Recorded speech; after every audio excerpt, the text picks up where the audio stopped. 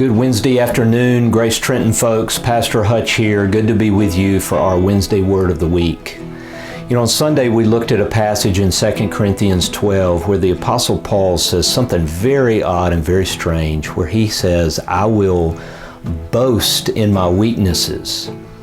It's a very odd thing for someone to say, because the reality is that we do not like to feel weak. I certainly do not. We don't like for our weaknesses to be seen or to be exposed, so often we pretend to be stronger than we are. We hide our weaknesses. We minimize our difficulties and struggles, and we prefer in all of our relationships to relate on the basis of our strength, not on the basis of our weakness. So how would the Apostle Paul say something like that? Well, the reality is that Paul's come to understand from God and from the gospel that weakness is how God's power works in our life. As we become weak, His power is manifested in us. We are actually transformed and changed as we become more dependent and more weak and more helpless before Him. That's actually how the gospel works. The gospel works by coming to Him empty-handed. We come bringing our need, and He gives us His grace. So this is the essence of a relationship with God. It's our dependence and our neediness that unites us to God. So I think an important question for us as a church during this season, I encourage you to be working through this personally with the Lord, but also in our conversations with each other, is how do we see this reality that we're walking through of COVID-19 and social distancing? How do we see it exposing our weakness? How is it making us weak? Now the reality is for some of us, we've experienced sickness in this time. For others of us, we've begun to experience some economic hardship. For some of us, the reality, the isolation has been weighing on our hearts, and it's been a struggle. But I think for most of us, as I have conversations and as I think about my own life, one of the greatest difficulties in this time and weakness that is emerging is just the great confusion that we have in this time.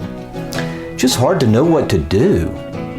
What is safe to do? What is the reality? It feels like there's so many competing stories and competing facts out there.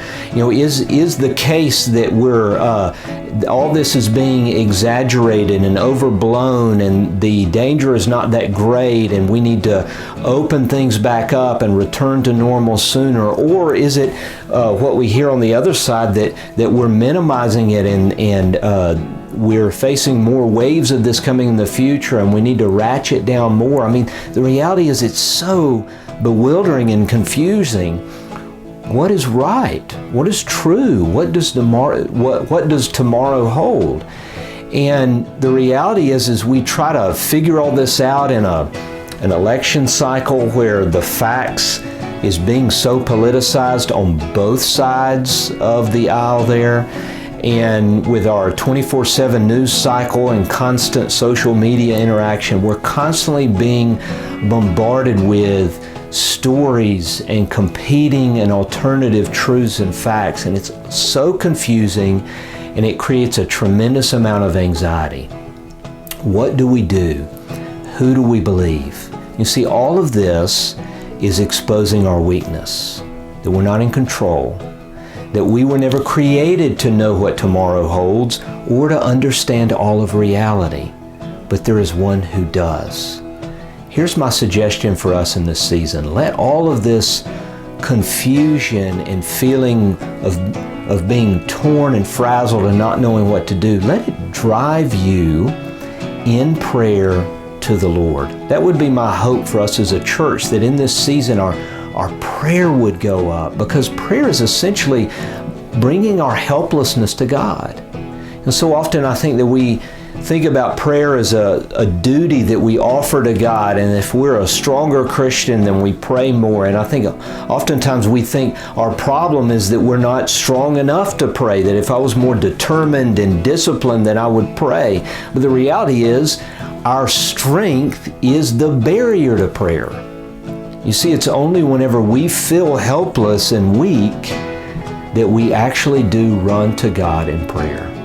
So my encouragement to us in this season would be embrace this weakness and let it drive us as a church to God in desperate, dependent prayer, that we may experience the freedom of releasing all of this responsibility into the hands of the one who runs everything. It's my encouragement to us this week. Good to be with you.